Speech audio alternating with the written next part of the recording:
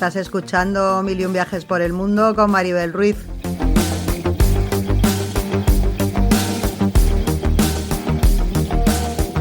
Mochila al hombro, la brújula en el alma y el corazón mirando al horizonte.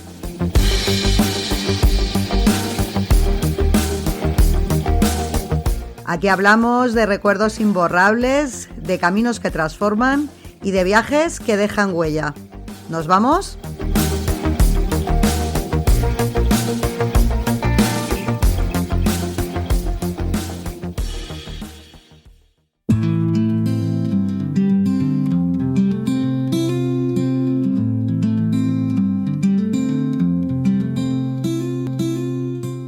Hola queridos viajeros y queridas viajeras, bienvenidos a un nuevo programa de Mil y un viajes por el mundo. Sabéis que estamos también en internet, en la versión blog. Antes fue el blog que el podcast. ¿Qué fue antes, el huevo o la gallina? Pues en este caso fue el blog. Sabéis que podéis encontrarnos en miliunviajesporelmundo.com. Allí tenemos un montón de artículos, no solamente de guías de viajes de un montón de países en los que hemos estado, sino también un montón de artículos pues referentes a gastronomía del mundo, a consejos viajeros, reflexiones, artículos de opinión, todo lo que gira en torno al mundo de los viajes, pero intentando salirnos un poco de lo de siempre, ¿no?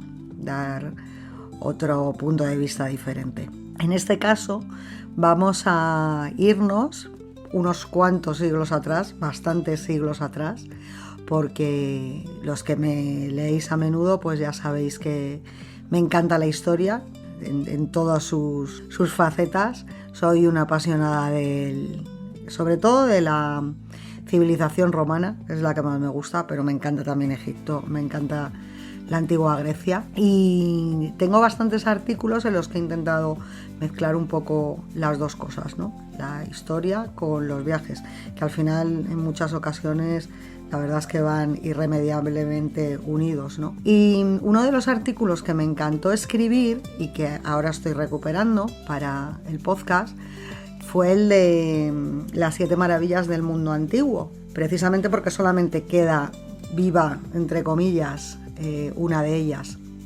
Las otras 6, pues por desgracia, desaparecieron. Y sé que hay mucha gente que ha oído hablar simplemente de ellas, pero no sabe mucho más de su historia, de cómo fueron concebidas, quién las construyó, cuánto duraron. Y bueno, pues esta va a ser una bonita forma de hacerles un pequeño homenaje.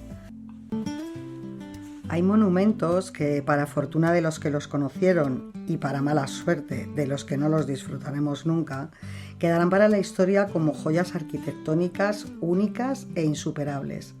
Es el caso de las 7 maravillas del mundo antiguo, un listado que elaboraron hace más de 2 milenios algunos de los más importantes artistas de la Grecia clásica. Esas maravillas arquitectónicas que los pequeños alumnos griegos estudiaban en las escuelas, soñando con poder admirarlas algún día de cerca. De ellas, solo las pirámides de Egipto han llegado hasta nuestros días. Las otras 6 desaparecieron por diferentes causas, pero permanecerán en el recuerdo de la humanidad como muestra de las obras maestras inigualables que fueron creadas por la mano del hombre.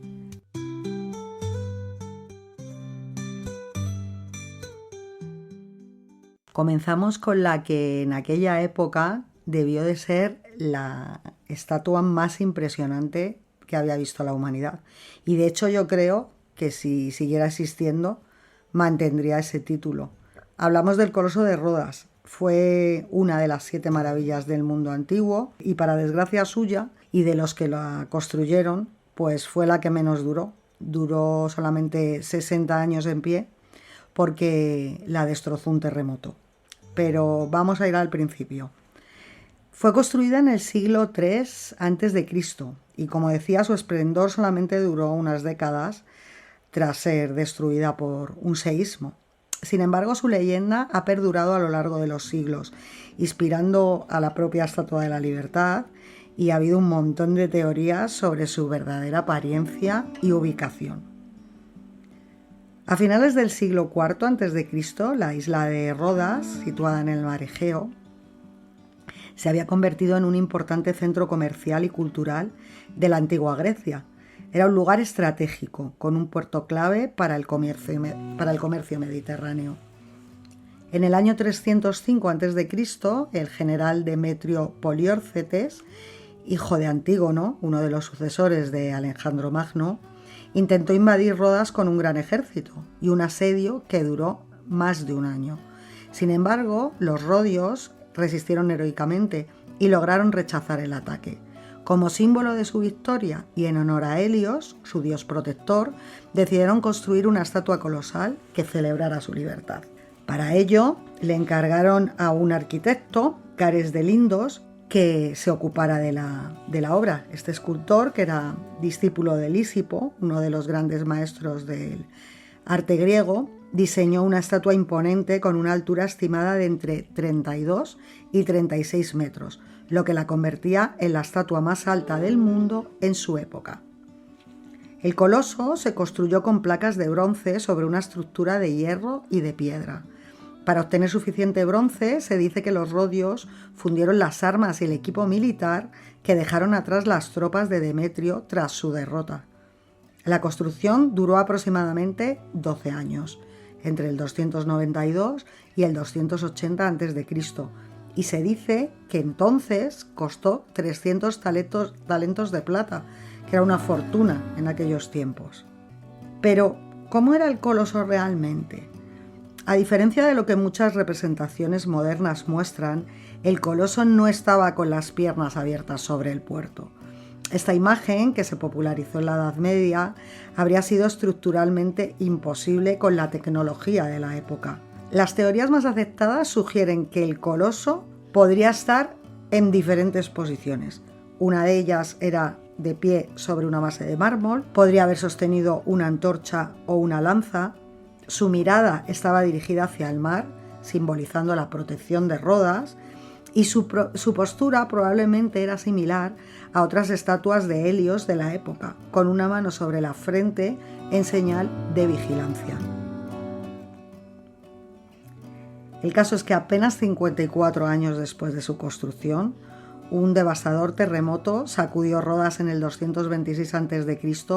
y provocó el colapso del coloso. La estructura de hierro de su interior se partió y la estatua cayó hecha pedazos. Sorprendentemente, los rodios decidieron no reconstruirlo. Según la leyenda, un oráculo les advirtió que su caída era un castigo de los dioses, por lo que los restos de la estatua quedaron esparcidos en el puerto durante siglos. Los restos del coloso se convirtieron en una atracción turística en la antigüedad. Se dice que eran tan enormes que una persona podía pasar por el interior de uno de sus dedos.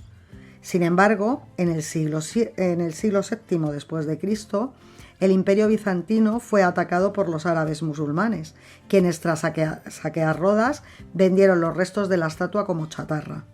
Según el historiador Teófanes, el coloso fue transportado en 900 camellos hasta Siria, donde se fundó para reutilizar su metal. Desde entonces, su paradero es un misterio.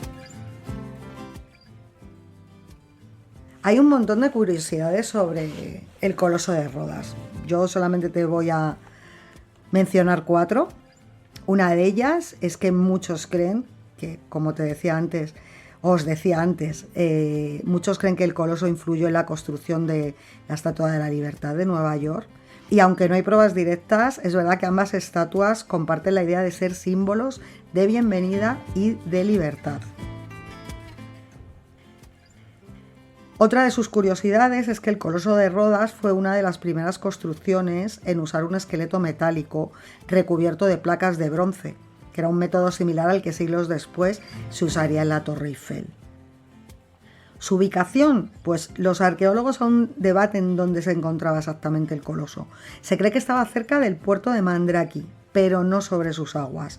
Y algunos estudios sugieren que su base podría estar en el interior de la isla, en un lugar elevado.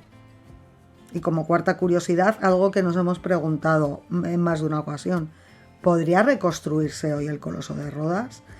Pues en varias ocasiones se han propuesto reconstruirlo como atracción turística. De hecho, en 2015 un grupo de arquitectos sugirió un coloso moderno de 150 metros con un mirador en su interior, pero el proyecto nunca se ha llevado a cabo. El caso es que aunque el coloso desapareció hace siglos, su impacto cultural sigue muy vivo. Ha aparecido en numerosas obras de arte, literatura y cine.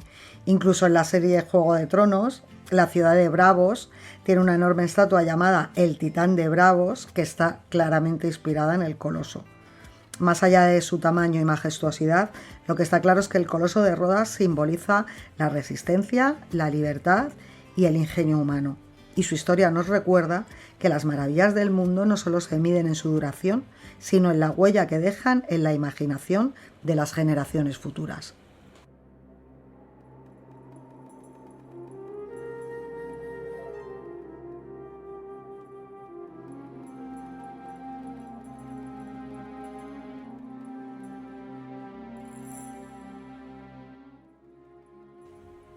La Gran Pirámide de Giza, la más imponente de las pirámides de Egipto, es la única de las 7 maravillas del mundo antiguo que continúa en pie. Se construyó hace más de 4.500 años y aún así sigue asombrando a historiadores, arquitectos y viajeros de todo el mundo. Pero ¿cómo se construyó? ¿Qué secretos se esconde en su interior? Algunos dicen que pudiera ser hasta obra de extraterrestres. Te vamos a desvelar aquí algunos de sus secretos. La Gran Pirámide fue construida en la meseta de Giza, cerca del Cairo, durante el reinado del faraón Keops, que es el que de hecho da nombre a la pirámide. Era un faraón ambicioso y quería una tumba que lo hiciera inmortal. Para lograrlo, ordenó la construcción de una pirámide colosal que reflejara su poder y lo ayudara a ascender al más allá. ¿El resultado? Pues una estructura monumental de más de 146 metros de altura, aunque hoy mide 138 debido a la erosión, compuesta por aproximadamente 2,5 millones de bloques de piedra, algunos de ellos con un peso de más de 70 toneladas.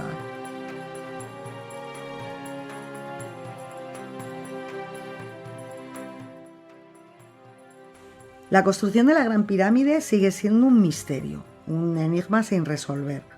A pesar de las numerosas teorías, aún no se sabe con certeza cómo lograron mover y colocar bloques de varias toneladas con herramientas rudimentarias.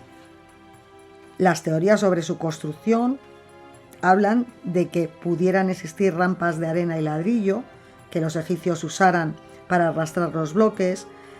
Otras hipótesis sugieren el uso de contrapesos de agua o sistemas de polea, y algunos estudios recientes indican que pudieron haber colocado los bloques girándolos con palancas. A pesar de lo impresionante de la obra, está demostrado que no se necesitó mano de obra esclava, como sugiere la tradición popular. En su lugar, los constructores eran obreros egipcios especializados, bien alimentados y organizados en equipos de trabajo. Y por supuesto, se les pagaba. ¿Pero qué hay dentro de la Gran Pirámide? Pues a diferencia de otras pirámides, la de Keops no tiene grandes decoraciones ni inscripciones en su interior, lo que ha generado muchas teorías sobre su verdadero propósito.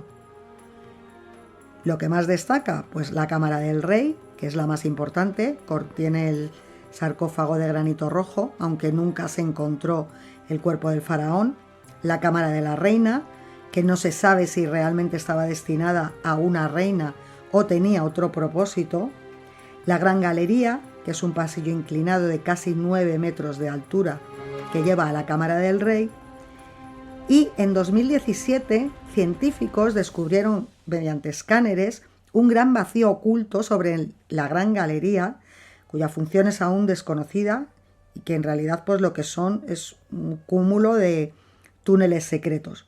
Pero aún así queda por desvelar que hay detrás, mejor dicho, de varias entradas selladas y pasadizos bloqueados que los arqueólogos aún no han logrado explorar por completo. Y ahora vamos a por las curiosidades de la Gran Pirámide.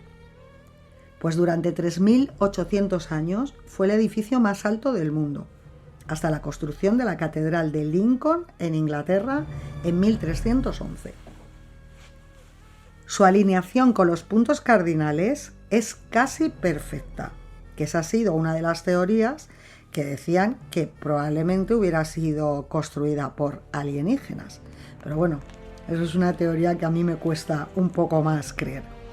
A pesar de ser una obra de hace más de 4.000 años, la pirámide está alineada con los 4 puntos cardinales con una precisión asombrosa, con un error de menos de 0,05 grados. Ese es el gran misterio, cómo fueron capaces los egipcios de lograr tal nivel de exactitud. Ahora el aspecto que tiene la pirámide de Giza tiene muy poco que ver con cómo era la antigüedad, porque originalmente la pirámide tenía un recubrimiento de piedra caliza pulida que la hacía brillar con la luz del sol. Por eso los antiguos egipcios la llamaban Iket, que significa la luz gloriosa. ¿Qué pasó? Que con el paso de los años los bloques de caliza pues fueron reutilizados para construir otros edificios en el Cairo y lo que quedó fue, digamos, su armazón de piedra, que es el que actualmente ahora se puede ver. ¿Cuánto pesa la pirámide? Pues cerca de 6 millones de toneladas, es decir, el peso de unos 900.000 elefantes. Por otro lado, las medidas de la pirámide reflejan cálculos geométricos muy avanzados. Por ejemplo, la proporción entre la base y la altura está muy cerca del número áureo, que es 1,618, considerada una de las proporciones más armónicas de la naturaleza. Y otra de sus grandes curiosidades es que Napoleón era un enamorado absoluto del Imperio egipcio y durante la invasión por parte de los franceses en 1798, Napoleón Bonaparte llevó a matemáticos e ingenieros para estudiar la pirámide. Se dice que uno de sus cálculos reveló que con las piedras de la pirámide se podría construir un muro de 1 metro de altura alrededor de toda Francia.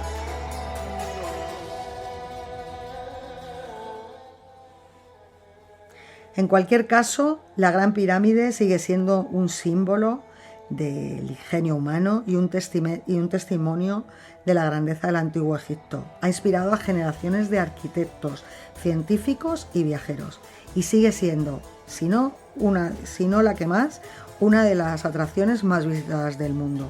En los últimos años, las tecnologías modernas han permitido nuevos descubrimientos dentro de la pirámide, lo que demuestra que aún tiene muchos secretos por revelar.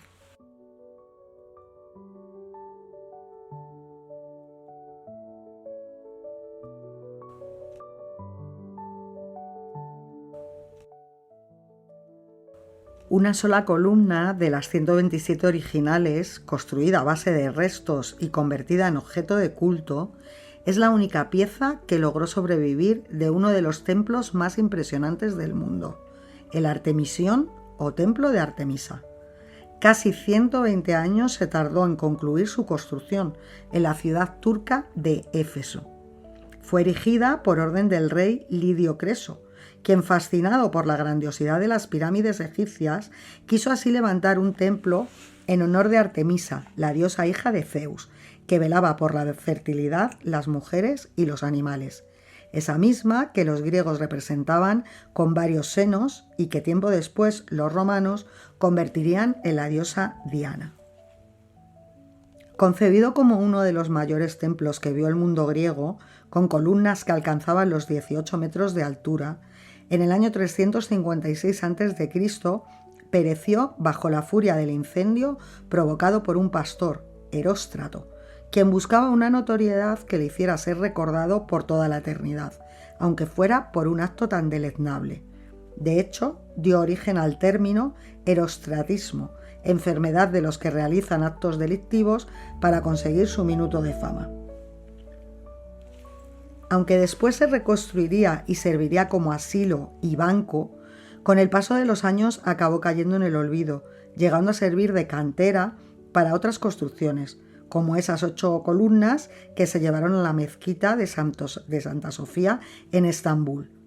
Así, poco a poco, fue desmantelada y su desaparición constituyó una de las pérdidas más tristes del mundo arquitectónico de todos los tiempos, aunque hay una asociación, la Selçuk Artemis Culture, Arts and Education Foundation, que ha anunciado el proyecto de construir un nuevo Artemision a 1,5 kilómetros del yacimiento del antiguo. 150 millones de dólares costaría el asunto, aunque nada podrá hacer sombra al original. 12 metros de altura. Esto era lo que medía una de las obras más importantes de Fidias, probablemente el mejor escultor que jamás contempló Grecia, creador de los relieves del Partenón de Atenas. Era la estatua de Zeus, una mole gigantesca hecha de marfil, oro y piedras preciosas, un monumento descomunal que el maestro Fidias tardó más de una década en acabar. El imponente Zeus, padre de todos los dioses, se representó sentado en su trono de madera de ébano, con un cetro con un águila y una escultura más pequeña de Nike, la diosa de la victoria. Para hacernos una idea, lo más cercano que tenemos es una estatua menor que Fidias moldeó y que se encuentra en el Hermitage Museum de San Petersburgo. La estatua de Zeus se encontraba en un colosal templo en Olimpia, donde cada 4 años y desde el 776 a.C. se celebraban los multitudinarios Juegos Olímpicos. Situado a 350 kilómetros de Atenas, en este santuario se congregaban los deportistas más importantes del país. Cesaba cualquier guerra que pudiera existir entre las polis, que eran las ciudades griegas, y Grecia entera se paralizaba para aclamar a los atletas. Muchos espectadores aprovechaban para visitar el templo de Zeus, coronado por decenas de gárgolas de leones, muchas de las cuales se han conservado, y así admirar la extraordinaria estatua. Un monumento deslumbrante que, pese a haber sobrevivido más de 1000 años, de hecho es una de las 7 maravillas más longevas, acabó desapareciendo, y lo peor es que ni siquiera sabemos cómo. Unos creen que fue víctima del incendio que provocaron fanáticos cristianos, porque hay que recordar que el emperador Teodosio abolió los Juegos Olímpicos por sus asociaciones paganas. Otros creen que fue arrasado por un terremoto, y los de más allá opinan que expoliado para adornar lejanos palacios en Constantinopla. El caso es que desafortunadamente se perdió para siempre una de las mayores estatuas que vio el Mediterráneo en aquella época. El mausoleo de Halicarnaso tiene el honor de ser considerado el monumento funerario más famoso de toda la historia. Fue construido en honor al rey Mausolo, este enorme sepulcro de origen a la palabra mausoleo, que hoy usamos para referirnos a tumbas monumentales. Mausolo, que vivió entre el 377 y el 353 a.C., fue un gobernador de Caria, una región en la actual Turquía que formaba parte del Imperio Persa. Aunque técnicamente era un sátrapa, un gobernador, Mausolo actuaba como un rey independiente y convirtió Halicarnaso en una de las ciudades más espléndidas de la época. Cuando Mausolo murió, su esposa y hermana, porque sí, eran ambas cosas, Artemisia II decidió construirle una tumba tan majestuosa que sería recordada para siempre. El resultado, una obra tan impresionante que los antiguos la incluyeron entre las 7 maravillas del mundo antiguo. ¿Cómo era el mausoleo de Halicarnaso? Pues impresionante, no solamente de aspecto, sino también de medidas, porque medía 45 metros de altura, que es lo equivalente a un edificio actual de 15 plantas, 32 metros de ancho y 38 metros de largo. Era tan imponente que se veía casi desde cualquier punto de la ciudad. A diferencia de otras tumbas, el mausoleo no seguía un solo estilo arquitectónico, sino que combinaba influencias de 3 grandes civilizaciones: una base escalonada egipcia, similar a la de las pirámides, columnas griegas jónicas, como las de los templos de Atenas, y estatuas y frisos persas con figuras de guerreros y animales mitológicos. Y por si esto fuera poco, sobre la estructura se encontraba una enorme estatua de Mausolo y Artemisia montados en un carro tirado por 4 caballos. Se cree que medía 6 metros de altura. Y aparte, el edificio estaba decorado con relieves esculpidos por los mejores artistas griegos de la época, como Escopas, Briasis, Timoteo y Leocares, quienes también trabajaron en el Partenón de Atenas. Pero, ¿cómo desapareció el mausoleo? A diferencia de otras maravillas, el mausoleo no fue destruido por guerras o incendios, sino que estuvo aguantando más de 1500 años. Se mantuvo en pie hasta la Edad Media, pero varios terremotos entre los siglos XII y XV lo fueron dañando hasta que acabó colapsando. En el siglo XV, los caballeros de San Juan, que controlaban la zona, usaron los restos del mausoleo para construir el castillo de Bodrum, una fortaleza que aún existe hoy en día. Incluso si visitas el castillo, puedes ver bloques del mausoleo incrustados en sus muros. Una de las curiosidades del mausoleo es que fue el primer rascacielos funerario, porque antes del mausoleo las tumbas solían ser pirámides, túmulos o pequeñas estructuras. Su diseño con una gran altura y columnas fue totalmente innovador y sirvió de inspiración para mausoleos posteriores, como el que es el mausoleo más famoso en la actualidad, que es el Taj Mahal de la India. Se dice además que Artemisia II, la esposa de Mausolo, no solamente construyó el mausoleo en honor a su esposo, sino que según la leyenda estaba tan afligida por su muerte que mezcló sus cenizas con agua y se las bebió. Murió 2 años después, dicen que de tristeza, y sus restos fueron enterrados junto a Mausolo en el mausoleo. La última curiosidad es que, a diferencia de otras maravillas desaparecidas, como los jardines colgantes de Babilonia, sabemos bastante sobre el mausoleo gracias a descripciones detalladas de historiadores como Plinio el Viejo. La civilización que más tiempo ha permanecido sobre la faz de la Tierra, la egipcia, tenía el honor de tener en su haber 2 de las 7 maravillas. Una era la pirámide de Giza y la segunda era el faro de Alejandría, al que llamaban la luz de la antigüedad. Se construyó en la isla de Faro, frente a las costas de Alejandría, en Egipto, y su luz guiaba a los navegantes y marcaba la entrada al puerto de la ciudad. Con una altura de más de 100 metros, fue una de las estructuras más altas del mundo antiguo y un símbolo de la ingeniería helenística. Aunque ya no existe, su legado sigue vivo en la arquitectura y en la palabra faro, que deriva del nombre de la isla donde se levantó. El faro fue construido en el siglo III a.C. por orden del rey egipcio Ptolomeo I Sóter, uno de los generales de Alejandro Magno y fundador de la dinastía Ptolemaica en Egipto. Alejandría se había convertido en un centro comercial clave del Mediterráneo, pero su puerto tenía bancos de arena peligrosos. Para evitar naufragios y facilitar la navegación, Ptolomeo I encargó la construcción de un faro monumental. La obra fue finalizada durante el reinado de su hijo, Ptolomeo II Filadelfo, alrededor del 280 a.C. Sus dimensiones tenía entre 100 y 140 metros de altura, lo que lo convertía en la segunda estructura más alta del mundo antiguo, solo superada precisamente por la Gran Pirámide de Giza.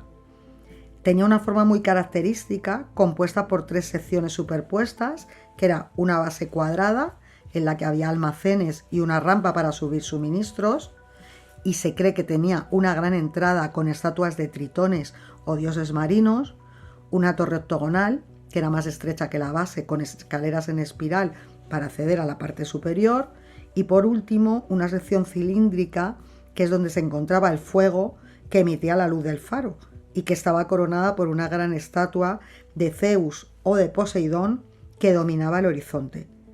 El caso es que el faro utilizaba, mediante ese fuego y un sistema de espejos de bronce pulido para reflejar la luz del sol durante el día y del fuego por la noche, conseguía que su luz se viera a kilómetros y kilómetros de distancia.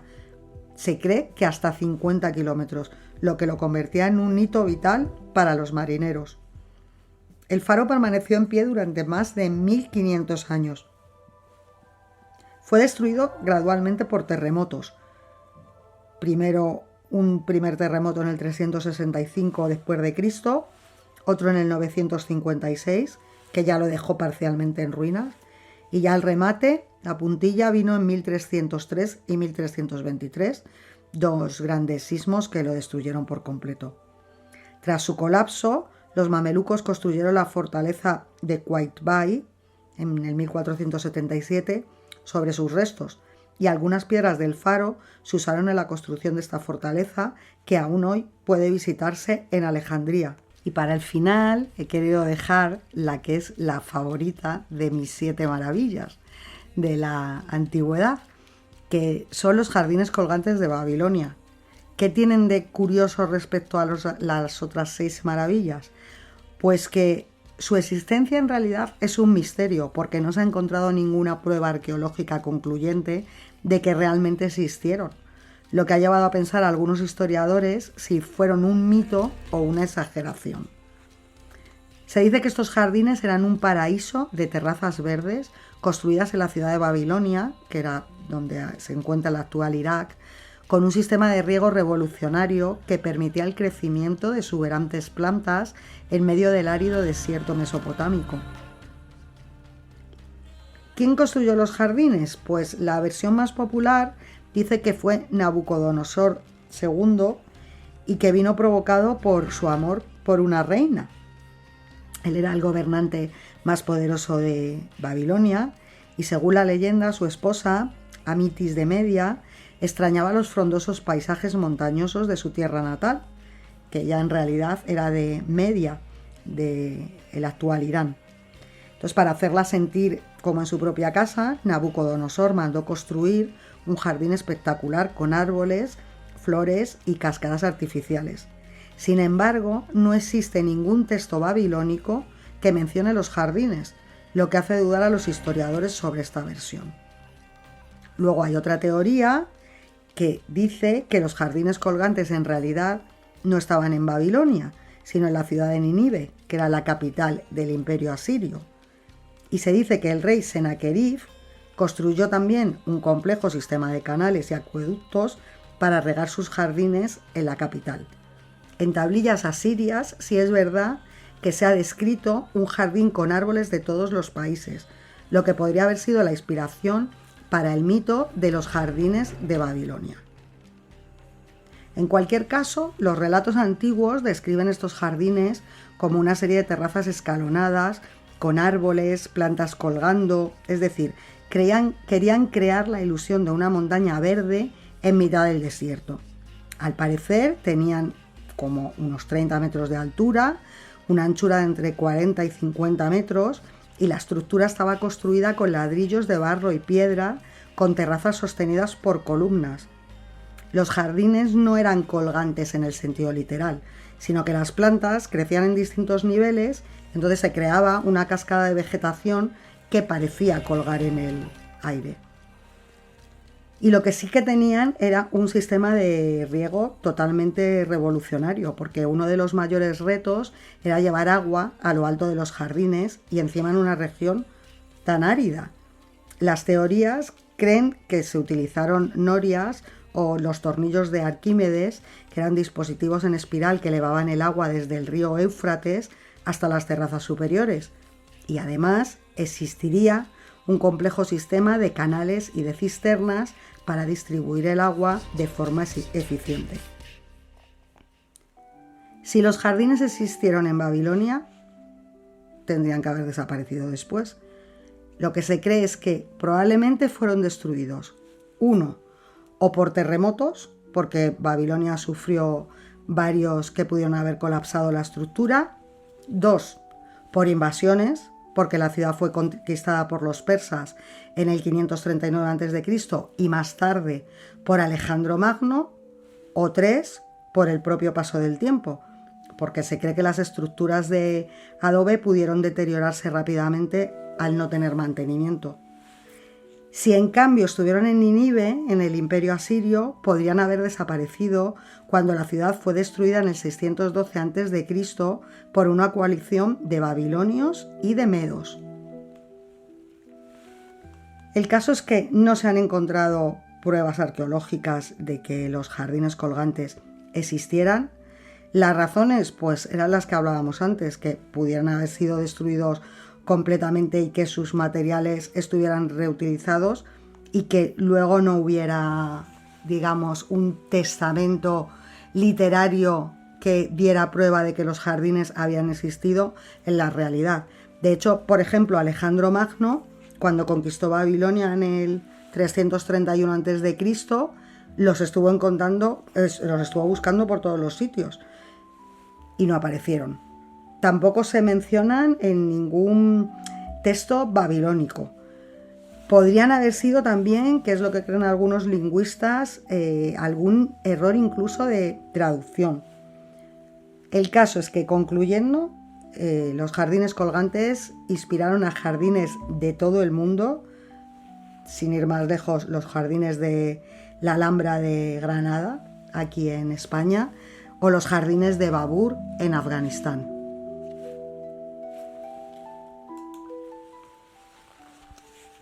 Pues ahora que habéis escuchado el podcast, os animo a la segunda parte, que es que os vayáis al blog, a millonviajesporelmundo.com, porque allí está el artículo escrito sobre las 7 maravillas. Pues bien, ¿por qué os animo a que lo leáis? Pues porque precisamente en el artículo se puede ver el trabajo que hicieron las empresas Neoman Studio, que ya había propuesto una idea de cómo sería el Central Park neoyorquino, y Budget Direct Australia, que se asociaron para estudiar en profundidad los escritos y dibujos que describían con detalle cómo eran las 7 maravillas y reconstruirlos, entre comillas, con técnicas modernas. El caso es que en el blog yo tengo publicados los 7 vídeos de cómo serían las 7 maravillas o cómo han pensado los estudiosos que deberían haber sido, y el resultado es absolutamente espectacular. Así que espero que lo disfrutéis mucho. Os animo a que os suscribáis a este podcast precisamente para que no os perdáis ninguno de los capítulos, os lleguen las notificaciones de cuando los vaya subiendo. Darle al me gusta si habéis quedado contentos con el podcast y habéis aprendido muchas cosas hoy. Y nos vemos en solo unos días con un montón de cositas igual de interesantes. Un abrazo a todos.